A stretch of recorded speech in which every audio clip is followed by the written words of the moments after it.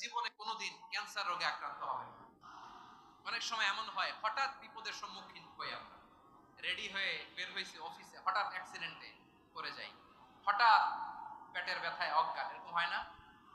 আপনাদের হয় না?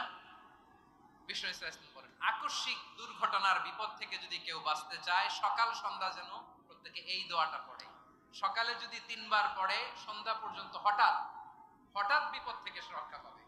To be protected from sudden calamity, sudden disaster, sudden calamity, হঠাৎ বিপদ, হঠাৎ ভয়ঙ্কর কোন আকস্মিক বিপদ থেকে আল্লাহ বাঁচায় দিবে। সকালে পড়লে সন্ধ্যা পর্যন্ত প্রোটেক্টেড, সন্ধ্যাবেলায় যদি 3 বার পরে সকাল পর্যন্ত প্রোটেক্টেড। সুবহানাল্লাহ পড়ে। দোয়াটা কি? দোয়াটা হচ্ছে বিসমিল্লাহিল্লাযী লা ইয়াদুররু মা ইসমিহি শাইউন ফিল আরদি ওয়ালা ফিস সামাই ওয়া হুয়াস সামিউল আলীম। ছোট না? অনেক ছোট, মুখস্থ করবেন। বিশ্বাসের সাথে পড়েন।